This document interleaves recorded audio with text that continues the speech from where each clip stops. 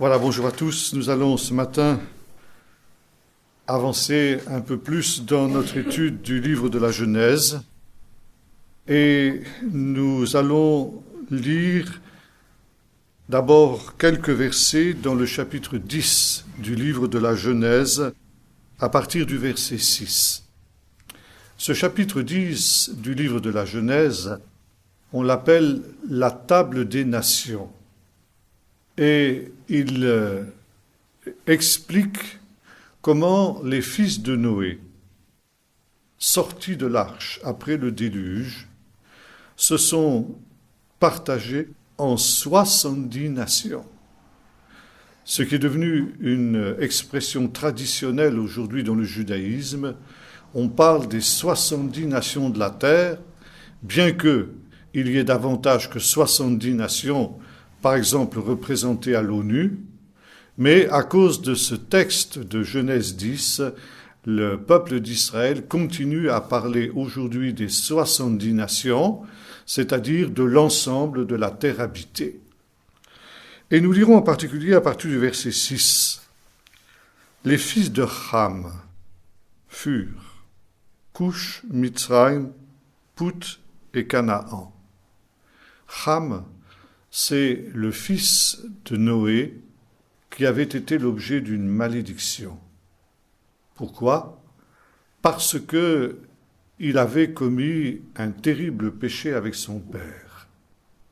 Quand ce dernier avait planté une vigne, il s'était enivré sans savoir que le vin provoquait l'ivresse, parce que il était le premier à avoir planté une vigne.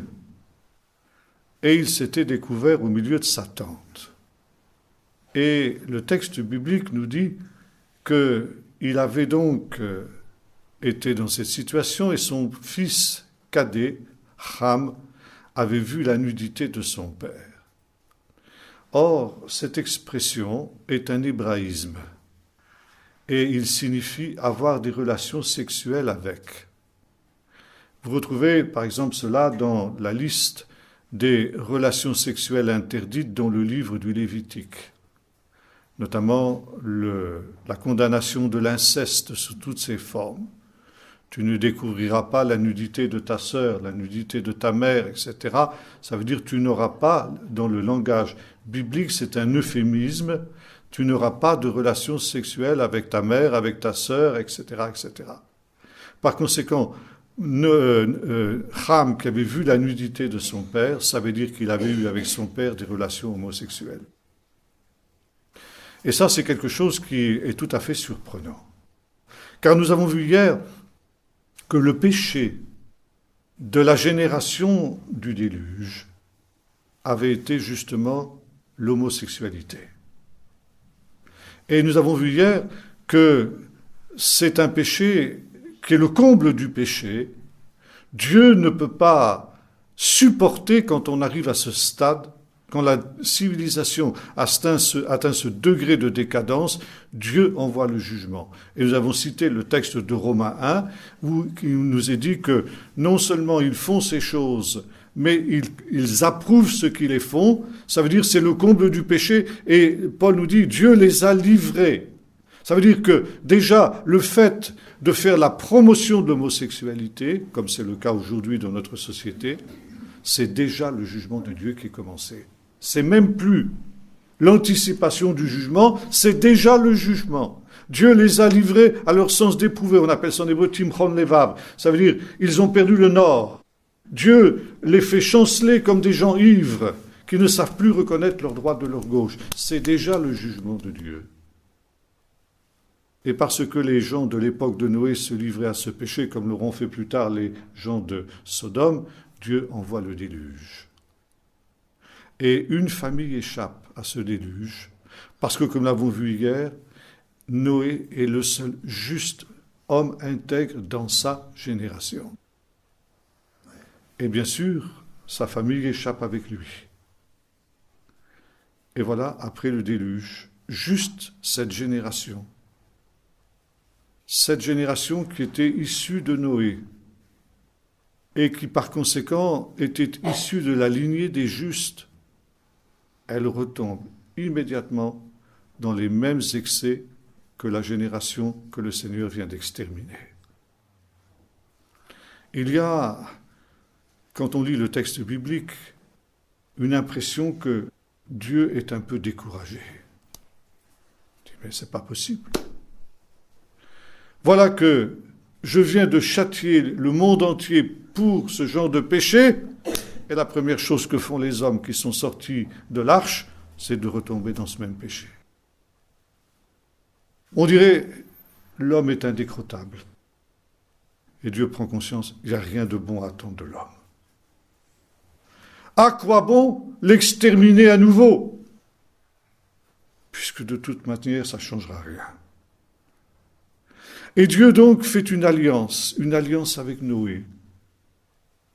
Et il dit, je ne détruirai plus la terre à cause du péché de l'homme. En tout cas, je ne la détruirai plus par l'eau, parce que les pensées du cœur de l'homme sont mauvaises depuis sa jeunesse.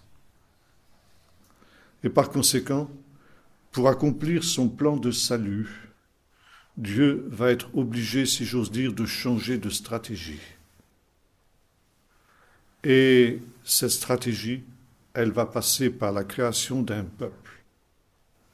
D'un peuple qui, au sein de cet ensemble de 70 nations qui vont sortir de l'arche, ou plutôt de ceux qui sont sortis de l'arche avec Noé, va être un peuple mis à part, un peuple que Dieu va éduquer pour être le point de départ de cette rédemption du monde par l'intermédiaire du Fils de la femme dont il avait parlé au chapitre 3 de la Genèse, c'est-à-dire le Messie.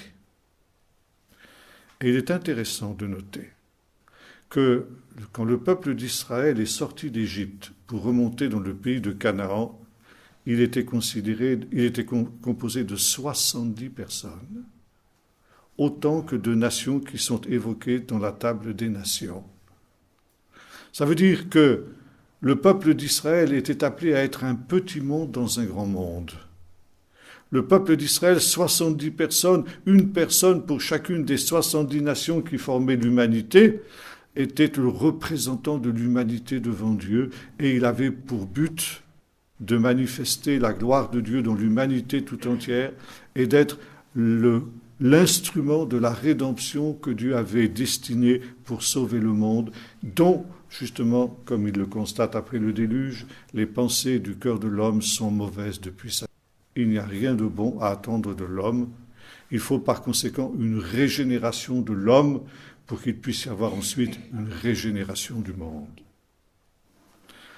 Et donc ici, les fils de Ham furent Cush, Mitzrayim, Put et Canaan.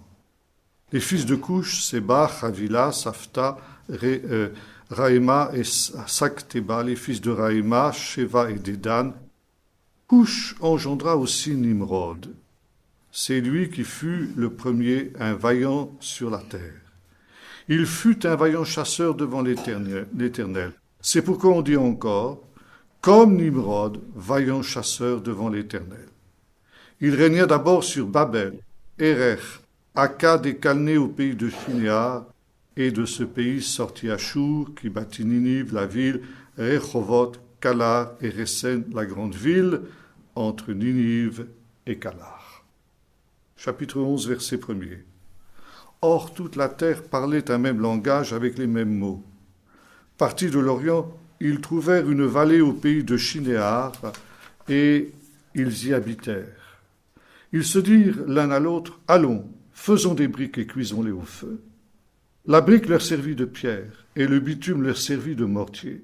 Ils dirent encore, « Allons, bâtissons une ville et une tour dont le sommet touche le ciel, et faisons-nous un nom, afin que nous ne soyons pas disséminés sur toute la surface de la terre. » L'Éternel descendit pour voir la ville et la tour que bâtissaient les fils des hommes.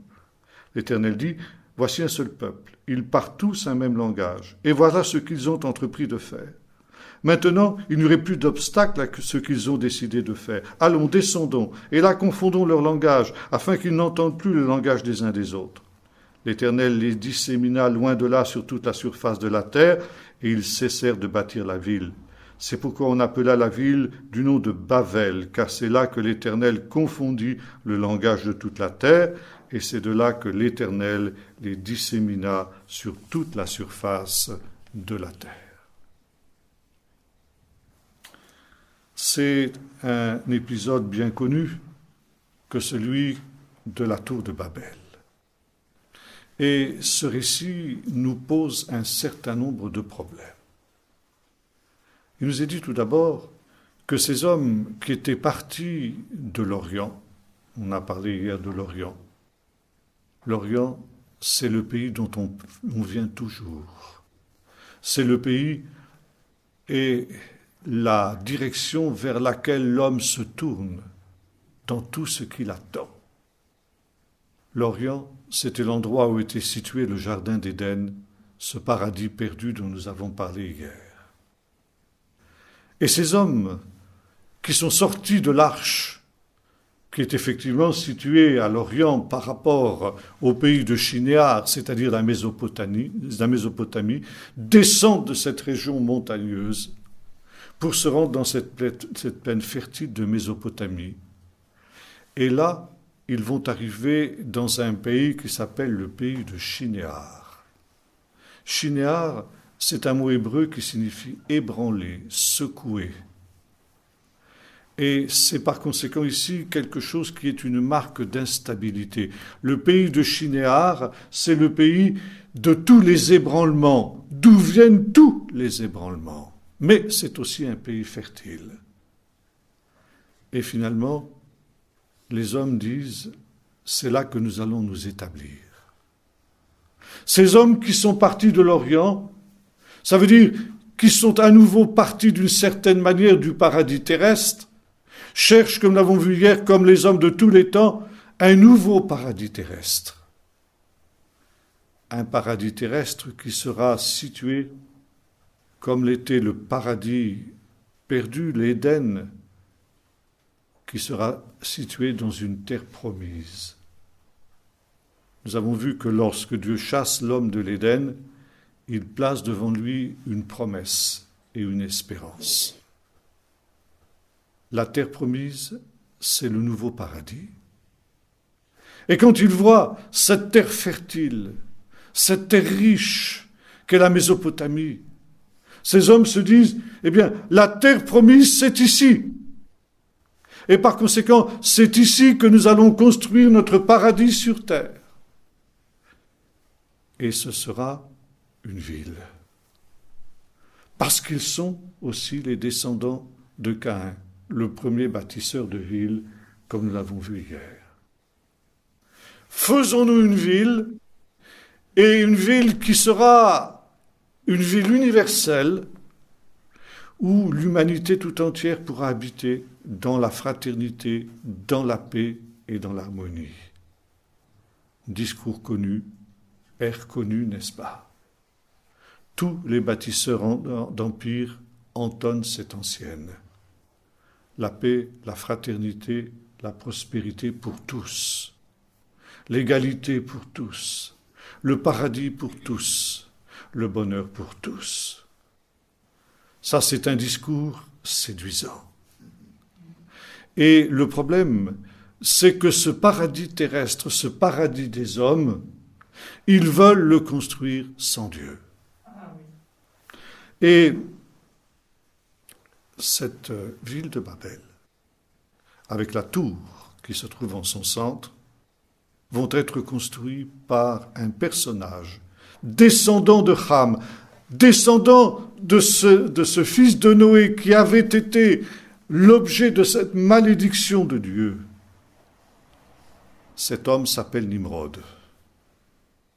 Nimrod, vaillant chasseur devant l'Éternel, premier créateur d'empire. L'histoire profane connaît ce personnage sous un nom un peu différent. Sargon d'Akkad. Premier réalisateur d'un empire qu'il appelle justement pour cette raison l'empire akkadien. Et vous retrouvez ce mot ici dans notre texte. Il fut le premier créateur d'un empire, il régna d'abord sur Akkad. Sargon, en acadien, ça signifie le roi légitime. Nimrod, le nom que la Bible lui donne, ça signifie le révolté. Le nom de Nimrod vient d'une racine, l'imrod, qui signifie se révolter. Révolter contre qui? Révolter contre quoi? Révolter contre Dieu, nous est-il dit. Comme son ancêtre Caïn, cet homme va construire une ville qui est un défi à Dieu et qui représente les bases de la civilisation moderne. Notre texte nous dit, il est grand chasseur devant l'Éternel.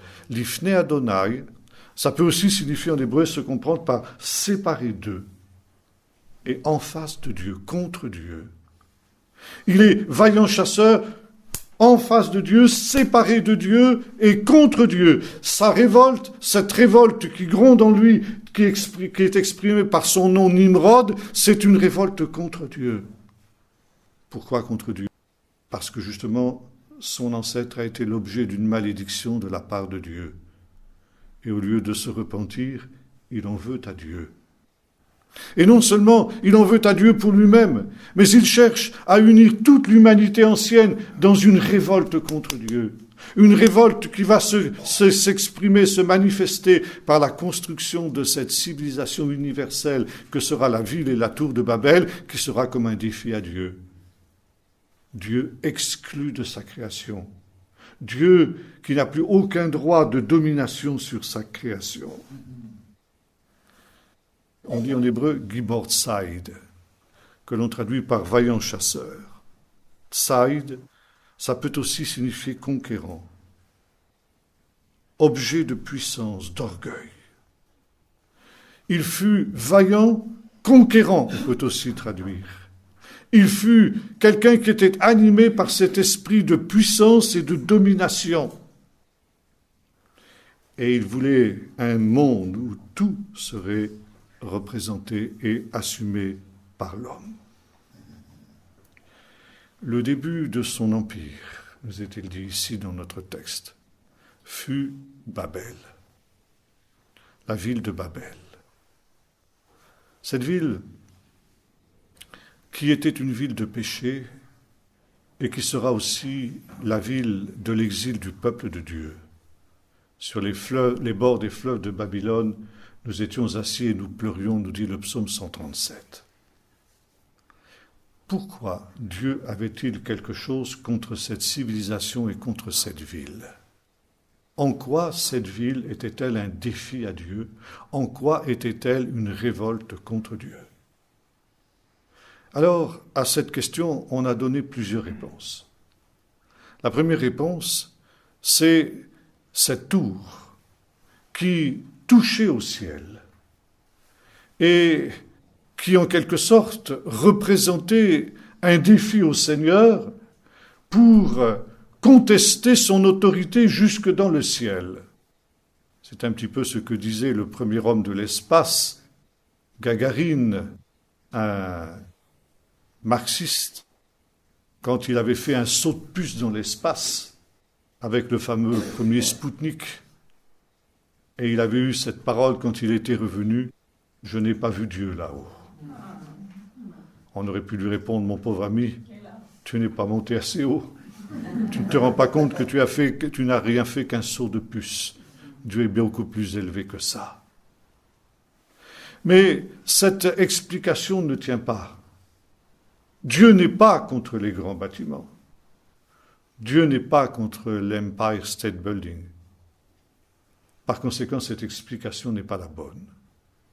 Deuxième explication à ce péché des gens de Babel, c'est qu'ils ne voulaient pas être dispersés et ils voulaient rester ensemble. Mais ce désir n'est jamais condamné par la Bible. Le rassemblement dans la Bible, c'est toujours quelque chose de positif. Le but du Seigneur, c'est qu'ils soient ensemble.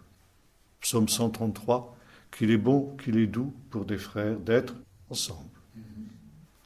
L'Église, ça signifie le rassemblement. Ecclésia, en grec, c'est comme en keila en hébreu, le rassemblement.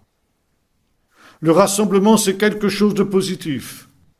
Et ce que nous appelons l'enlèvement d'église, qui n'est pas un mot biblique qu'on ne trouve jamais dans la Bible, mais on trouve à la place le rassemblement. C'est le mot que la Bible emploie. Par contre, c'est l'exil qui est un jugement.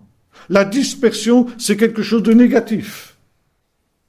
Et par conséquent, Dieu ne pouvait pas en vouloir aux hommes parce qu'ils avaient envie de rester ensemble et de ne pas être dispersés sur la surface de la terre. Le jugement, justement, qui va être prononcé sur cette tour et cette ville de Babel, ça va être justement la dispersion. Par conséquent, ce n'est pas pour cela que Dieu les a châtiés. Quel était donc le péché des gens de Babel? Cela nous est dit, faisons-nous un nom. Je vous ai parlé hier de l'importance du nom. Je vous avais dit que nommer quelqu'un ou nommer quelque chose, c'est prendre pouvoir, c'est prendre autorité sur. Nous avons parlé de l'Éternel qui amène les animaux vers l'homme pour que l'homme les nomme. Ça veut dire qu'il exécute, qu'il accomplisse l'ordre que le Seigneur lui a donné, le premier commandement, dominer sur les animaux.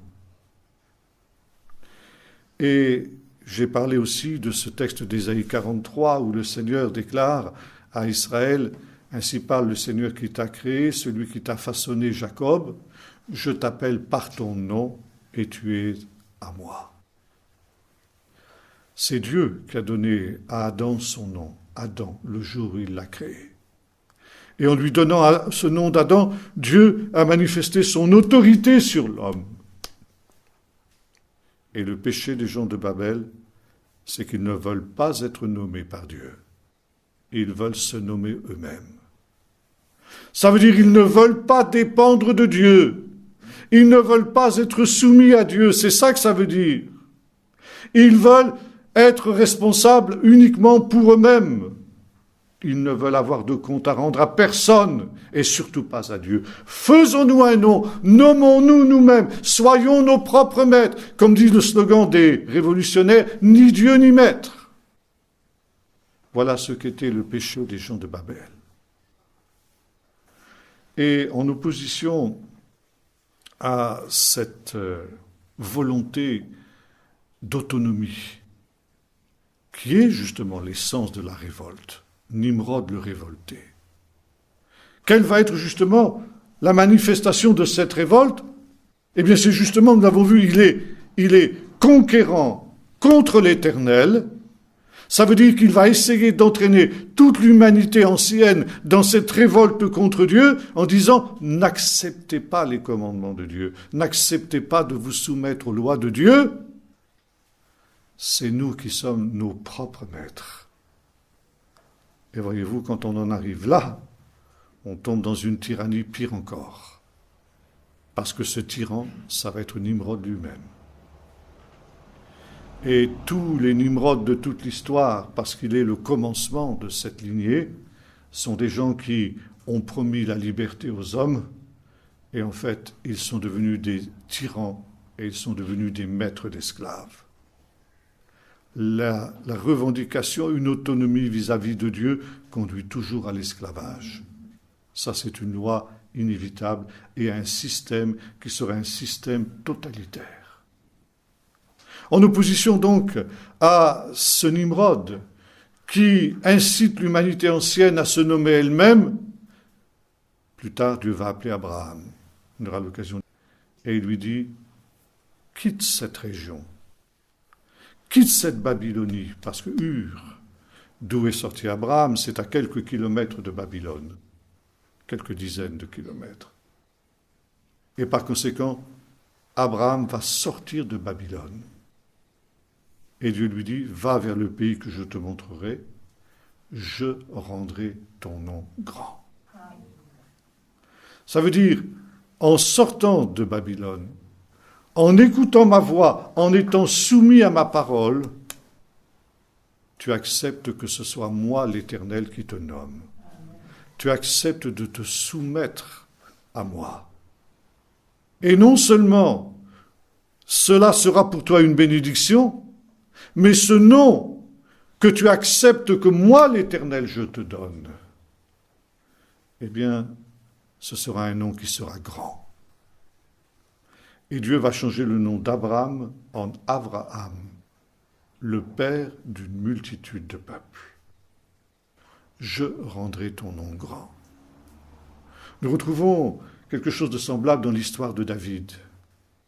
Quand le prophète Nathan lui dit de la part de l'Éternel que Dieu va lui construire une maison. Quand David a eu l'intention de construire une maison, c'est-à-dire un temple à l'Éternel, il lui dit, je t'ai appelé de derrière tes troupeaux, j'ai rendu ton nom grand comme le nom des rois les plus grands qui sont sur la terre.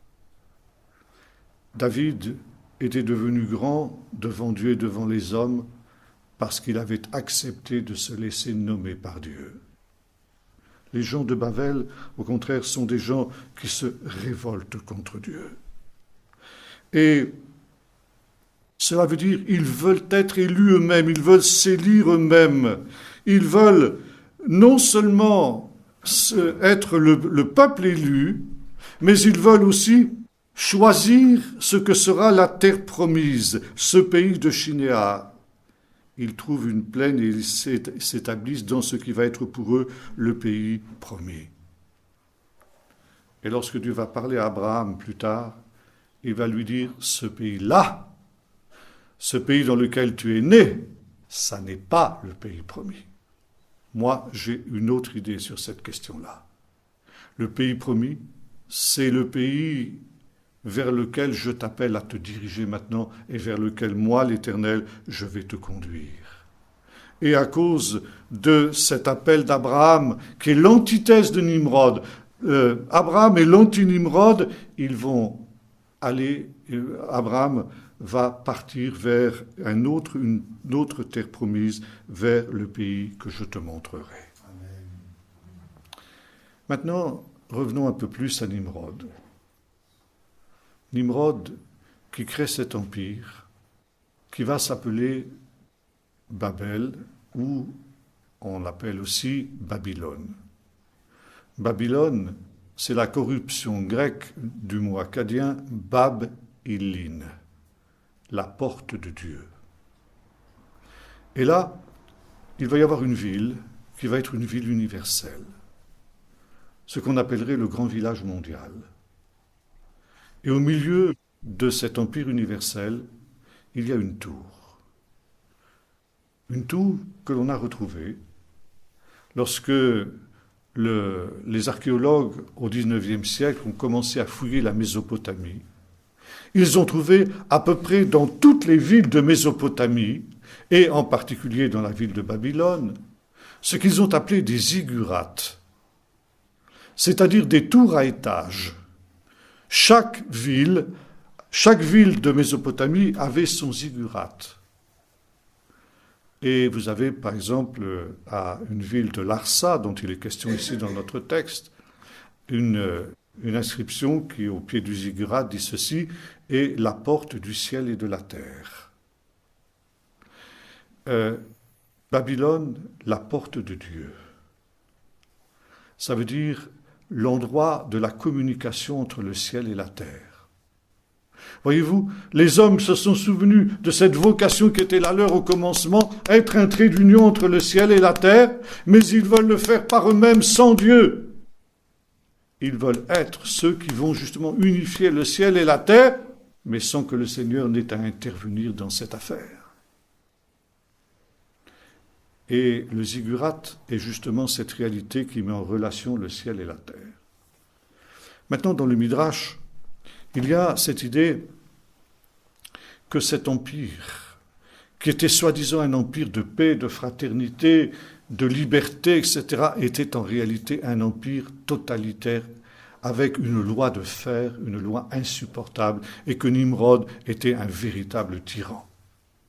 Et la tour de Babel, en fait, était aussi un observatoire, d'où le roi avait des observateurs qui pouvaient voir dans toutes les maisons ce qui se passait en contrebas. Et chacun était sous la surveillance permanente de la police royale. et par conséquent le moindre délinquant, celui qui ne se soumettait pas aux lois de fer de Nimrod, était impitoyablement mis à mort. Ça veut dire, c'était le Big Brother de l'époque. Big Brother vous regarde. Et c'est exactement, voyez-vous, ce qui se passe aujourd'hui. Prophétie sur la fin des temps dans le livre de la Genèse.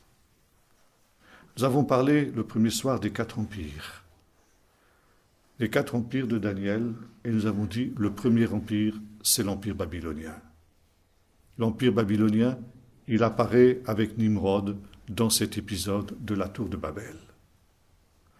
Et cet empire, c'était un empire totalitaire comme tous les autres empires humains. C'était un empire où l'homme n'avait plus le moindre espace de liberté, où il était sous la surveillance perpétuelle de tous ces moyens d'investigation infiniment moins sophistiqués qu'ils ne le sont aujourd'hui, mais qui avaient finalement le même but et la même visée, mettre chaque être humain sous surveillance, pour le conformiser, pour l'amener à adopter une même langue et une même pensée, car dire une même langue, ça veut dire une même pensée. Or, aujourd'hui, déjà, on parle de la pensée unique. Il y a aujourd'hui des moyens de conditionnement infiniment plus importants qu'il n'y en avait à l'époque de Nimrod. Mais Nimrod avait exactement la même visée. Il n'a pas été capable de réaliser cela parce que Dieu est intervenu avant qu'il ne mette en place son système totalitaire. Mais c'était sa fin, c'était son but. Donc, le commencement des empires humains, nous dit le texte de la Genèse, chapitre 10, fut Babel. Babel, le premier des 4 empires de Daniel, Babel qui est représenté par le tohu, le bouleversement, et c'est la signification du mot Babel. Babel en hébreu, ça veut dire la même chose, ce qui est confus, ce qui est bouleversé. Et lorsque apparaissent les autres empires, la Perse, la Grèce et le 4e empire. Ce 4e empire qui n'est pas nommé dans les prophéties de Daniel. Et les sages d'Israël ont dit, ce 4e empire, ce sera la résurgence de Babel à la fin. Pourquoi ? Parce qu'il nous est dit que Babel est resté inachevé. Les hommes ont cessé de construire la ville lorsque Dieu a dispersé les nations sur toute la surface de la terre. Mais l'intention de ces hommes, c'était de construire Babel. Et le rêve de Babel a continué à hanter les hommes. C'est tellement vrai que à Strasbourg, n'est-ce pas loin d'ici, il y a le Parlement européen. Et vous qui êtes de la région, vous savez parfaitement à quoi ressemble ce Parlement européen, à une tour inachevée, volontairement laissée inachevée. Parce que les architectes qui ont construit cet édifice se souvenaient de cette histoire de la tour de Babel, de l'empire de Babel qui n'avait pas été achevé. Et voyez-vous, nous voyons aussi à la fin ici ce que les sages d'Israël ont annoncé. À la fin, Babylone en ruine réapparaîtra. Et ce vieux rêve de reconstruire Babel est quelque chose qui a continué à hanter l'histoire de l'humanité. L'histoire de l'humanité a rêvé de ce temps où elle était une humanité unifiée, où il n'y avait pas 70 nations, il y avait un seul peuple, avec une même langue et par conséquent une même pensée. Et tous les conquérants humains ont essayé de reconstruire Babylone. Nebuchadnezzar, beaucoup plus tard, et puis ensuite les Perses, les Grecs, Alexandre le Grand, les Romains, les Byzantins, les Arabes, les Européens, etc. Napoléon, pourquoi pensez-vous que Napoléon s'est fait nommer empereur ? Hitler, avec le fameux Reich de Milan. Et aujourd'hui, ce vieux rêve de Babel ressurgit sous une forme nouvelle. D'abord l'Europe unifiée, et ensuite l'ONU, l'Organisation des Nations Unies, pour créer une même langue, une même pensée. Une même langue, on l'a déjà. C'est l'anglais. Une même pensée, Elle est en train de nous être imposée par les moyens de séduction dont parle l'apôtre Paul. Tous ces moyens technologiques modernes, les satellites artificiels, la télévision, Internet, tous ces moyens par lesquels on est en train de modeler, de façonner notre pensée pour que nous ayons une pensée unique et que l'homme ne soit finalement que quelqu'un qui est identique à son prochain en tout. C'est le contraire de cette unité dans la pluralité, de cette unité dans la diversité, qui est l'unité de Dieu, le Echad dont nous avons parlé. Ici, nous avons le Yachid. Tous semblables, les fourmis bleues de Mao, qui sont interchangeables. Le système totalitaire. Et ça, évidemment, c'est pour l'homme la situation la pire à laquelle il puisse prétendre. C'est une situation qui est une situation dramatique. Et c'est une situation à laquelle Nimrod le soumet. Donc, au temps de la fin, nous est-il dit, Babel ressurgira. Et quand nous arrivons dans le livre de l'Apocalypse, chapitres 17 et 18, nous voyons que cette ville de Babylone, cette ville que les hommes n'ont jamais réussi à reconstruire, à la fin des temps, pour un peu de temps, elle est achevée. Babylone, la grande prostituée, qui règne sur des nations sans nombre, est une ville qui est enfin achevée. C'est le grand village mondial. Il faut être aveugle, mes frères et mes sœurs, pour ne pas se rendre compte que nous sommes en train de vivre ces événements. Et la mondialisation, c'est quelque chose qui est à l'ordre du jour dans tous les domaines.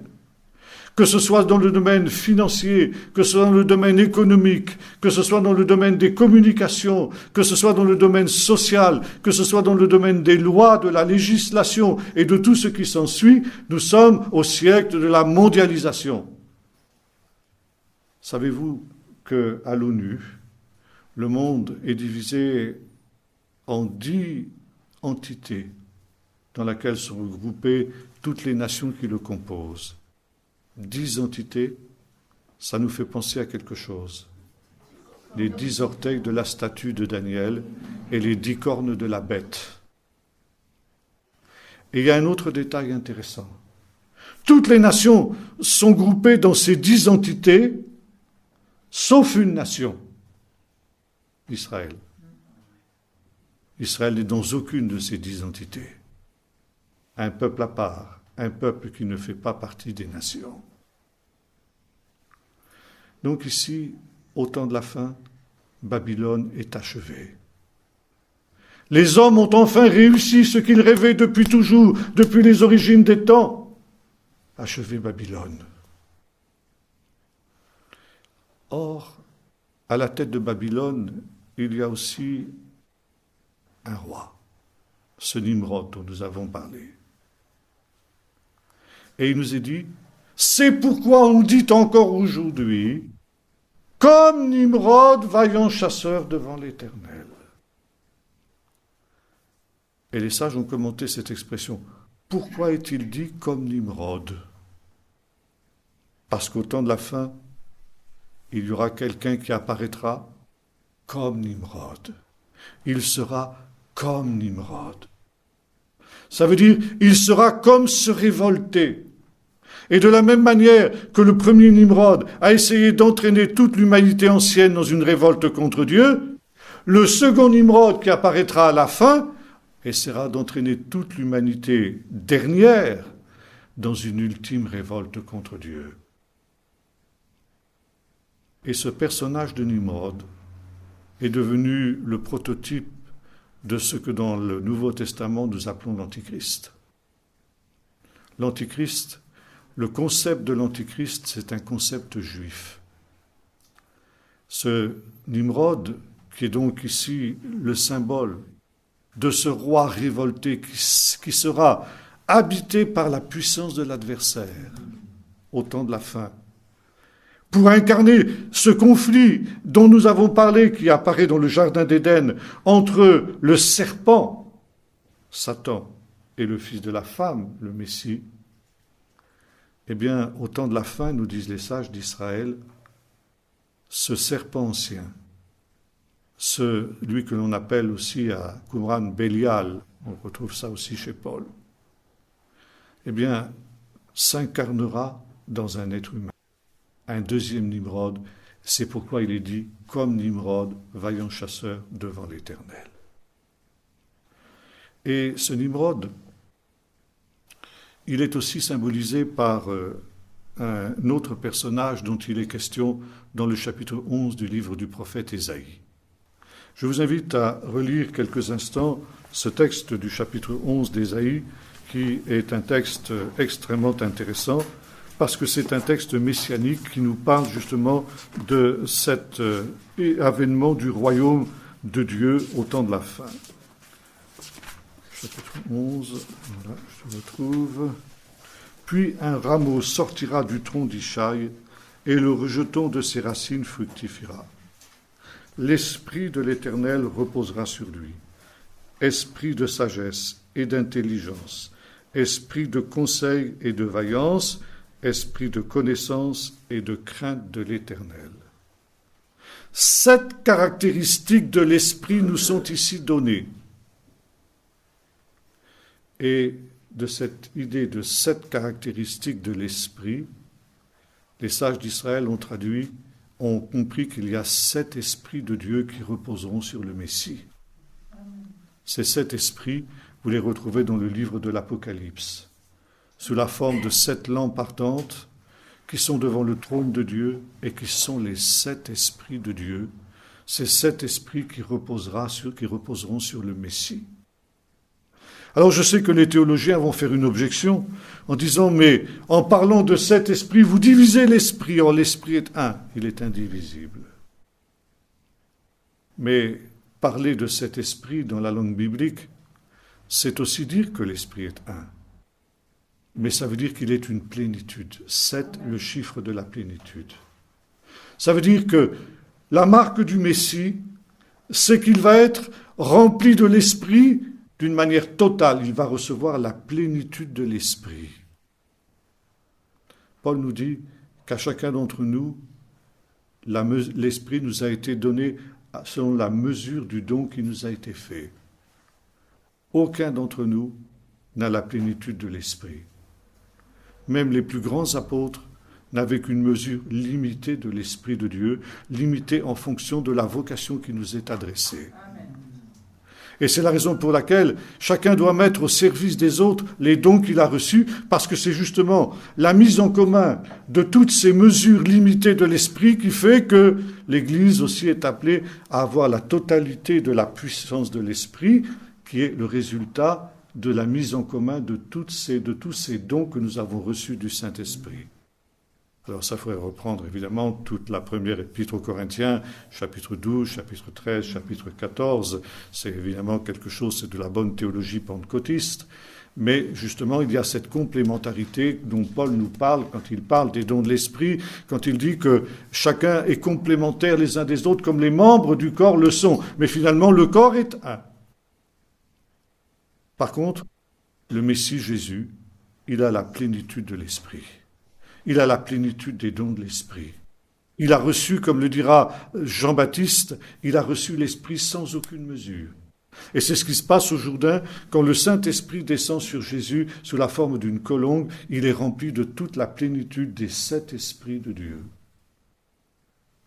Et ça, c'est la marque du Fils de l'homme, du dernier jour, tel qu'il apparaît dans le livre de Daniel, et tel qu'il apparaît aussi sous la forme de cette lumière qui était au commencement, avant que les sources de la lumière, le soleil, la lune et les étoiles ne soient créées. Donc ici nous voyons le Fils de l'homme dans toute sa puissance et dans toute sa gloire, tel qu'il apparaît également dans le premier chapitre du livre de l'Apocalypse. Et ensuite il nous est dit ceci, verset 3, « Il respira dans la crainte de l'Éternel. Il ne jugera pas sur l'apparence, il n'arbitrera pas sur un oui-dire, mais il jugera les pauvres avec justice, avec droiture il sera l'arbitre des malheureux de la terre. » Et là nous revoyons ce que nous avons vu dans le livre de Daniel au chapitre 7. Contrairement aux empires humains, qui sont des empires bestiaux, féroces, cruels, comme l'était Nimrod, qui n'ont d'autre but que leur propre satisfaction.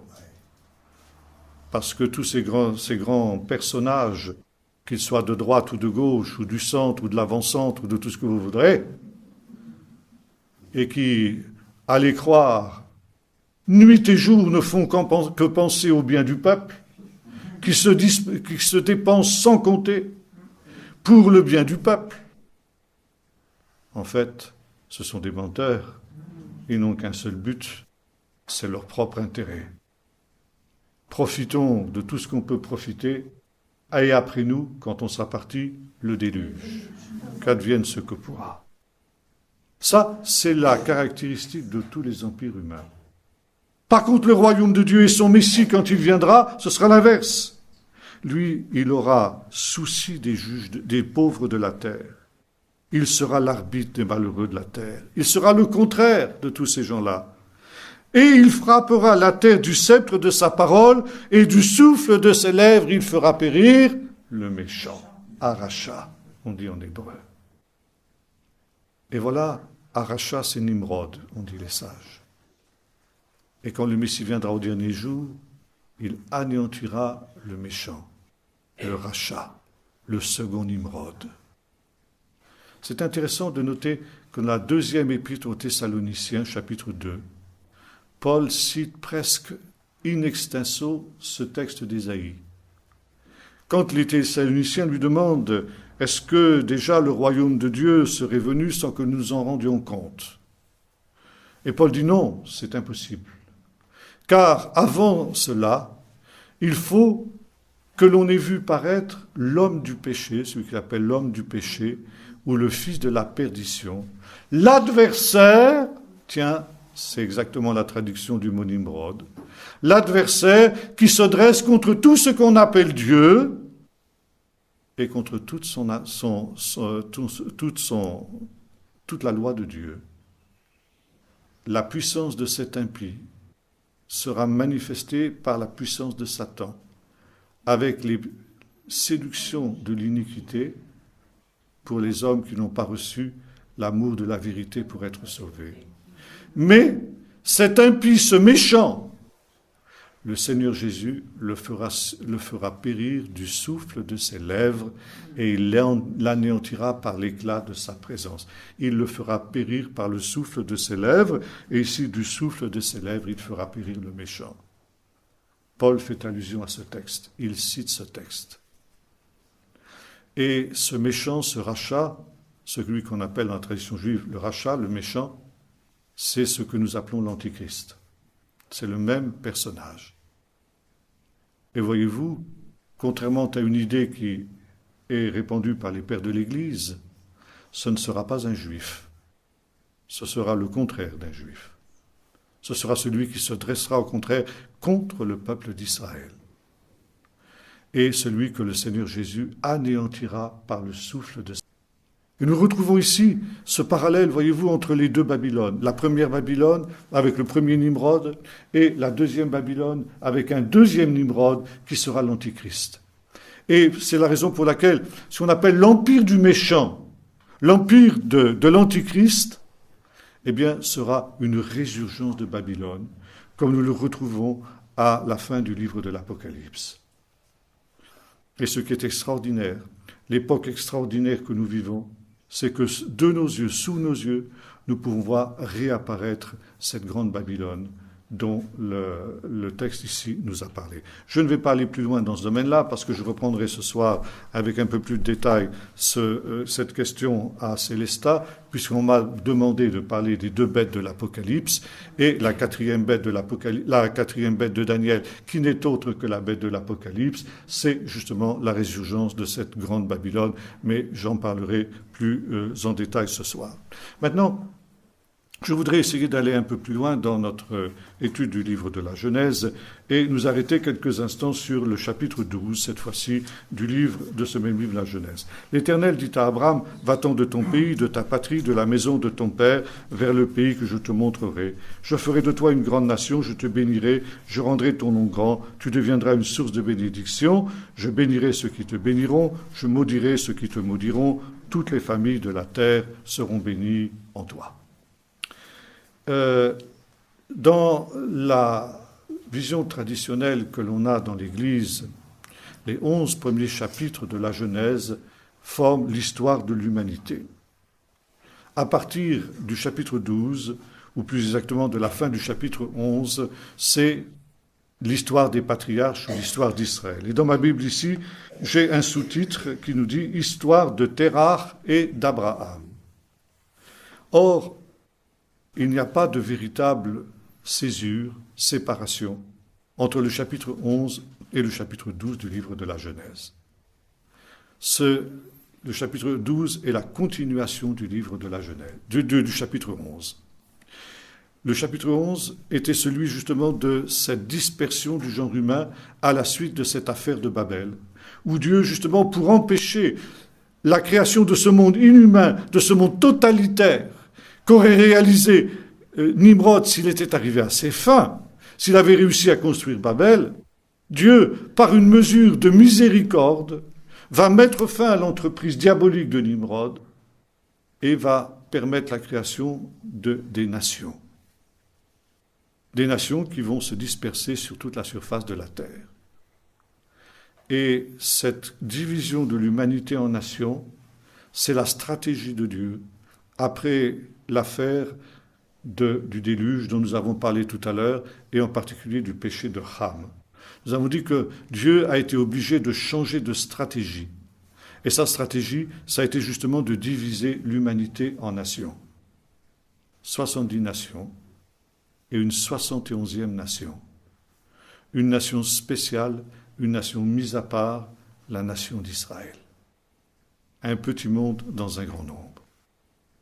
Et c'est la raison pour laquelle Dieu dit à Abraham, sors de Babylone, sors de ce système totalitaire et va vers la véritable terre promise, le pays que je te montrerai. Nous avons vu tout à l'heure que les hommes qui avaient construit Babel avaient l'intention de se nommer eux-mêmes, ça veut dire d'être autonomes par rapport à Dieu, indépendants de Dieu, et de désigner eux-mêmes ce que serait la terre promise et ce que serait le peuple élu. Ils seraient le peuple élu. C'est très intéressant de noter que nous retrouvons cette prétention dans ce que l'on appelle, en dehors du judaïsme, les deux religions monothéistes. Le christianisme a développé dans toute son histoire ce qu'on appelle la théologie de la substitution. C'est-à-dire, Israël, parce qu'il n'a pas reçu le message chrétien, n'est plus le peuple de Dieu, n'est plus le peuple élu, mais maintenant, le nouveau peuple élu, c'est nous, l'Église des nations, l'Église des païens. C'est une captation d'identité, c'est une usurpation d'identité. C'est exactement le péché des hommes de Babel. Nommons-nous nous-mêmes, et c'est nous qui sommes le peuple élu et qui allons maintenant créer partout des nouvelles Jérusalem, des nouvelles terres promises. La terre promise, c'est l'Europe. Le peuple élu, c'est le peuple européen. La preuve, le drapeau de l'Europe.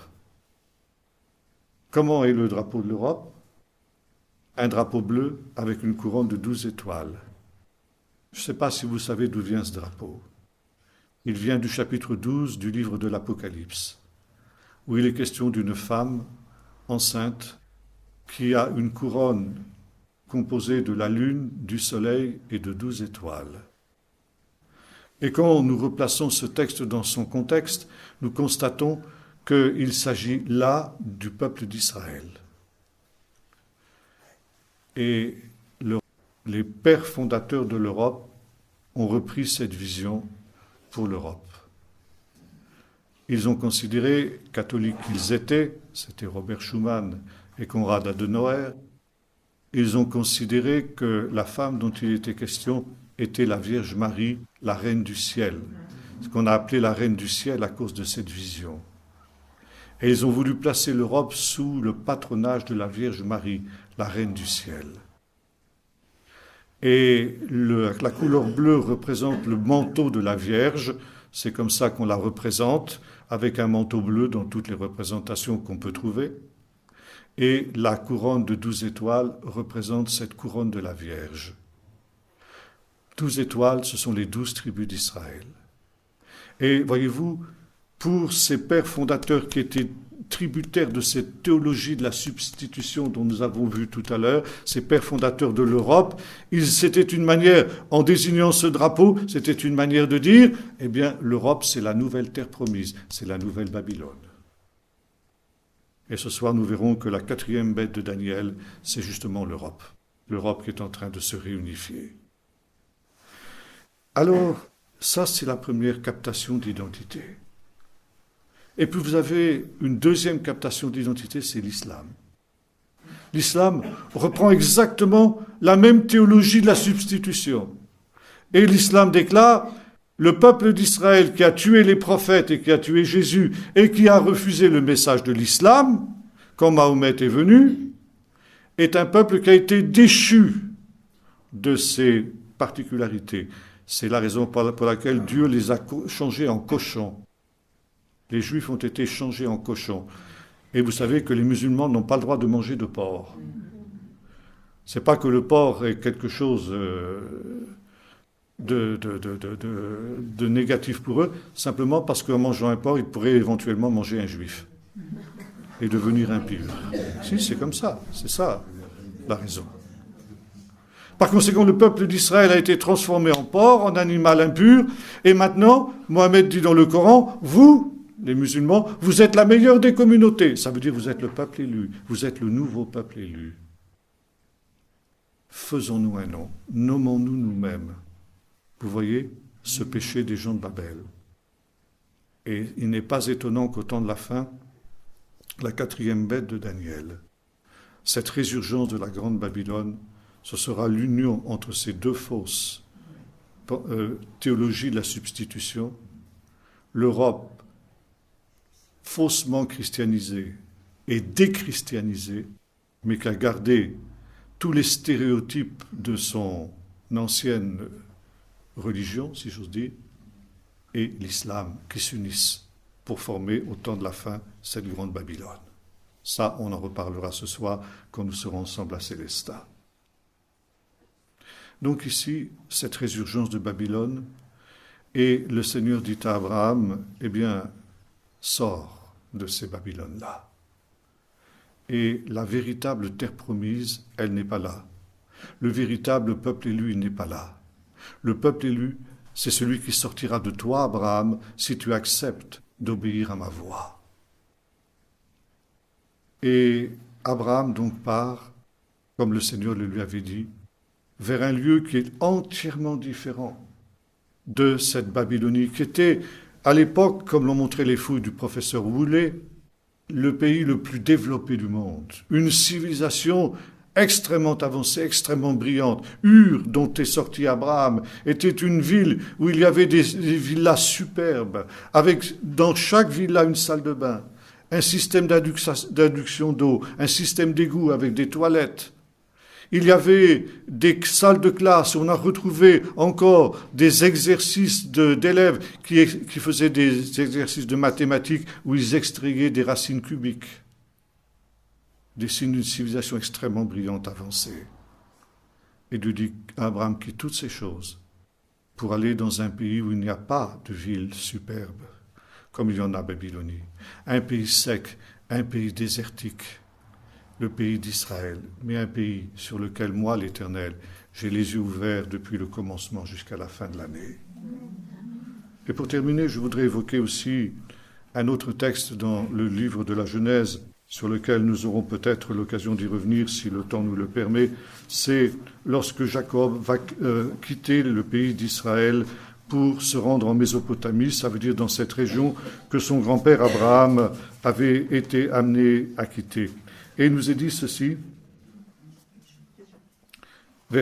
chapitre 28 du livre de la Genèse, verset 10, « Jacob partit de Beersheba et s'en alla à Haran. Il atteignit un endroit où il passa la nuit quand le soleil était couché. Il prit une des pierres de l'endroit, il la plaça sous sa tête et il se coucha à cet endroit. Il eut un rêve. Voici qu'une échelle était dressée sur la terre, et son sommet touchait au ciel. Et les anges de Dieu y montaient et y descendaient, et l'Éternel se tenait au-dessus d'elle. Il dit, je suis l'Éternel, le Dieu d'Abraham, ton père, et le Dieu d'Isaac. La terre sur laquelle tu es couché, je la donnerai à toi, à ta descendance. Ta descendance sera innombrable comme la poussière de la terre, et tu t'étendras à l'ouest, à l'est, au nord et au sud. Toutes les familles de la terre seront bénies en toi et ta descendance, etc. Jacob va quitter la terre promise, la vraie terre promise, pour se rendre en Babylonie. Et là, Jacob risque de se trouver devant une grande tentation. Il va voir ces villes superbes, il va voir ces ziggurats, ces tours à étages dont nous avons parlé tout à l'heure. Et il va faire la comparaison entre le misérable pays d'Israël qu'il a quitté et puis la splendeur de cette Babylonie qu'il va découvrir. Et Dieu dit, attention, Dieu va lui donner une vision avant de partir. Et cette vision lui dit ceci, attention, Jacob, ne te trompe pas. La terre sur laquelle tu vas te rendre est une terre beaucoup plus riche, beaucoup plus développée que celles que tu as quittées. C'est une terre aussi qui prétend être la terre promise, la maison du ciel et de la terre, la maison de la communication du ciel et de la terre, symbolisée par ces ziggurats, ces tours à étages. Il y a des constructions architecturales splendides dans ce pays. Il y a des constructions intellectuelles splendides dans ce pays. Mais je veux que tu saches que la véritable terre promise, elle n'est pas là-bas. Elle est ici, dans ce pays sec et désertique que tu vas quitter, mais dans lequel moi je te ramènerai, parce que c'est toi qui vas être le dépositaire de la promesse, et il faudra que ce soit ici que l'œuvre de Dieu se fasse, et non pas là-bas. Et pour justement que Jacob soit bien persuadé de l'importance de cette terre sur laquelle il est couché, Dieu lui donne cette vision. On dit shulam en hébreu, une échelle, on traduit par une échelle, mais ça peut se traduire aussi par une tour à étage. Et les anges de Dieu montent et descendent. La maison de la liaison entre le ciel et la terre. Les Babyloniens disent c'est là-bas, c'est chez nous, ça. La preuve, nos ziggurats, Dieu dit non, c'est pas vrai, c'est un mensonge. La maison de Dieu, la terre qui fait la relation entre le ciel et la terre, c'est la terre d'Israël sur laquelle toi, Jacob, tu es couché. Ne l'oublie pas quand tu vas aller. Et ça, les sages d'Israël ont dit, ça, c'est l'avertissement de Dieu au peuple d'Israël dans tous ses exils. Dans ces exils, le peuple d'Israël va être confronté avec des civilisations plus avancées, plus brillantes que la sienne. Il va être confronté avec les pyramides de l'Égypte, ces constructions splendides. Israël n'a jamais construit de pyramides. Mais il a construit des pyramides de l'esprit. Les bâtisseurs des pyramides, où sont-ils maintenant? Dans des musées. Ces ruines grandioses, ces villes grandioses, elles sont en ruine aujourd'hui. Il ne reste plus que des ruines. Israël existe toujours. Israël n'a pas construit des pyramides et des palais grandioses, mais il a construit des pyramides de l'esprit. Le chef-d'œuvre qu'est la Bible, qu'il a donné au monde. Et c'est en cela qu'il est le véritable peuple élu, et la terre d'Israël est la seule terre promise. Et par conséquent, c'est un avertissement aussi aux hommes et femmes de notre temps. Aujourd'hui, il y a dans ces civilisations brillantes, ces Babel modernes qui sont en train d'être achevées, tout un ensemble de séductions possibles. Il y a des constructions grandioses, des tours de Babel, que sont la technologie moderne, les ordinateurs, ces idoles devant lesquelles nous nous prosternons, l'œuvre de nos mains, enfin des idoles qui parlent. Nous avons dit hier, le propre des idoles, c'est qu'elles ne parlent pas, mais nous avons réussi, nous, à créer des idoles qui parlent. Des idoles devant lesquelles nous nous prosternons. Des images animées de la bête, comme c'est écrit dans le livre de l'Apocalypse. Et nous nous prosternons devant elle. Attention, tu peux être séduit par ces choses. Et dire, oui, cette grande Babylone qui est en train de s'achever, c'est vraiment le fin du fin de la civilisation humaine. C'est un mensonge, dit le Seigneur, comme il le dit à Jacob. La véritable terre promise, le véritable peuple élu, il est là-bas. La véritable maison du ciel et de la terre, la maison de Dieu, ce qui met en relation l'homme avec Dieu, c'est uniquement la révélation biblique. Ce ne sont pas les systèmes philosophiques humains, ce ne sont pas les théologies humaines, ce ne sont pas les théologies de la substitution, que sais-je encore, c'est la révélation biblique. Et si tu veux entrer en contact avec Dieu, c'est seulement au travers de la Bible que tu peux le faire. Et aujourd'hui, il y a cette exhortation, sortez de ces Babylones, de ce monde, comme Abraham, va-t'en, quitte, pour te mettre en route vers cette petite terre désertique où le Seigneur a parlé, la terre de la révélation pour tous les hommes de tous les lieux, de tous les temps. C'est ça, seulement là-bas, la maison de Dieu, c'est la porte du ciel. C'est là seulement que l'on peut entendre la voix de Dieu et répondre à la vocation de l'homme, être ce trait d'union entre le ciel et la terre. Au commencement, Dieu créa le ciel et la terre. Aujourd'hui, il y a ce choix. Retourner en Babylonie et se prosterner devant ces idoles de Babylone, mais ces idoles vont périr. Dieu va détruire Babylone, ou bien alors revenir à Jérusalem, revenir à Bethel, la maison de Dieu, la pierre. La pierre qui va se détacher, cette pierre banale, cette pierre qui va se détacher de la montagne sans le secours d'aucune main et frapper la pierre de la grande statue, les pieds de la grande statue, la grande Babylone, et la détruire en un instant. Si tu te deviens citoyen de Babylone, tu subiras son sort. Si tu retournes à Bethel comme l'avait fait Jacob après son exil, alors tu subsisteras éternellement. Chacun choisit son camp. Aujourd'hui, il y a ces deux chemins. Choisis la vie afin que tu vives. Prions maintenant. Seigneur notre Dieu, merci de nous montrer que le monde est en train de penser qu'il atteint son but, la création de cette grande Babylone que tu avais contrariée, toi, au cours des siècles. Et à cause du fait que le monde est conscient, peut-être d'une manière aussi diffuse, que c'est toi qui as empêché jusqu'ici la construction de la grande Babylone, dont il rêve depuis Nimrod. Alors à nouveau, cette humanité, animée par l'esprit de Nimrod, l'esprit d'Antichrist, se révolte contre toi. Et nous sommes conscients, Seigneur, que bientôt va apparaître l'homme du péché, le fils de la perdition, l'adversaire, qui s'élève contre tout ce qu'on appelle Dieu. Nous voyons déjà, Seigneur, cette religion athée universelle qui est en train de se répandre autour de nous et qui s'oppose à tout ce que l'on appelle Dieu. Seigneur, tu nous appelles et tu nous mets en garde comme tu l'avais fait pour Jacob, en disant, attention de ne pas te laisser séduire. Les Babylones de ce monde, l'Europe, l'ONU, l'islam, et tout ce que les hommes sont en train de réaliser, ce sont des caricatures, des contrefaçons de la terre promise, du paradis et du royaume de Dieu. Mais toi, Seigneur, tu es celui qui construit une cité nouvelle, qui a des solides fondements. Et tu veux, Seigneur, que comme Abraham, nous quittions les Babylones de ce monde pour nous mettre en route vers cette cité que tu construis. C'est vrai, Seigneur, qu'il n'y a pas de construction grandiose. Il n'y a pas de réalité propre à frapper nos regards. C'est vrai, Seigneur, que c'est le dépouillement, que c'est l'abandon, que c'est habiter sous des tentes, comme Abraham l'avait fait. Mais, Seigneur, c'est avoir la certitude qu'au dernier jour, nous hériterons de ce que nous avons vu et salué de loin, parce que nous avons réalisé que nous étions étrangers, voyageurs sur la terre. Seigneur, tu nous invites à être citoyens de Babylone ou étrangers, voyageurs.